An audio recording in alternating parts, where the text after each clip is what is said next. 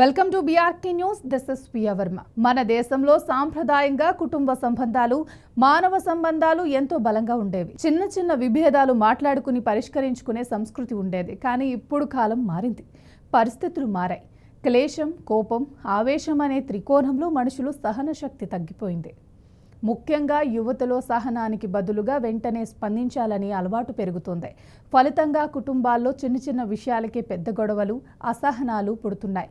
ఇప్పటి వరకు మనం పరీక్షల్లో ఫెయిల్ అయితే ఆత్మహత్యలు చేసుకోవటం చూసుంటాం. పెళ్లి వద్దంటే ఆత్మహత్యలు, చివరికి కొత్త ఫోన్ కొనివ్వలేదని ఆత్మహత్య చేసుకోవటం చూసున్నాం. కానీ ఇలాంటి ఆత్మహత్యలు మాత్రం ఇప్పటి వరకు చూడలేదు. ఇంకా చెప్పాలంటే ఇలాంటి ఆత్మహత్యలు కూడా జరుగుతాయని మీకే డౌట్ వస్తుంది. మరి ఆ స్టోరీ ఏంటో ఇప్పుడు చూసేద్దాం రండి. ఇక విషయంలోకి వెళ్తే, ప్రస్తుత కలియుగంలో ఆనాడు భగవద్గీతలో శ్రీకృష్ణుడు చెప్పినట్లుగా, శ్రీ బ్రహ్మంగారు, పోతులూరి బ్రహ్మంగారు చెప్పినట్లుగా కలియుగంలో జరగరాని అనర్థాలు జరుగుతున్నాయి.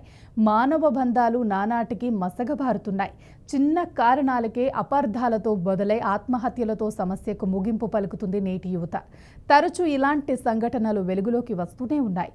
తాజాగా మరో దారుణం చోటు చేసుకుంది. ఓ భర్త ఆదివారం పూట చికెన్ వండాలని భార్యను మురిపంగా కోరాడు. కానీ భార్య మాత్రం పంతంతో భర్తకు పచ్చడి మెతుకులు వేసింది.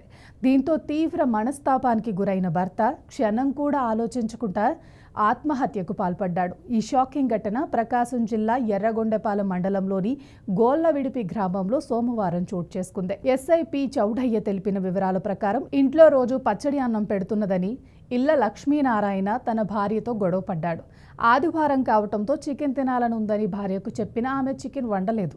దీంతో భర్త లక్ష్మీనారాయణ తీవ్ర మనస్తాపానికి గురయ్యాడు. అంతే, పొలానికి వెళ్లి అక్కడ చెట్టు కూరేసుకుని ఆత్మహత్య చేసుకున్నాడు. సమాచారం అందుకున్న పోలీసులు సంఘటనా స్థలానికి చేరుకుని దర్యాప్తు ప్రారంభించారు.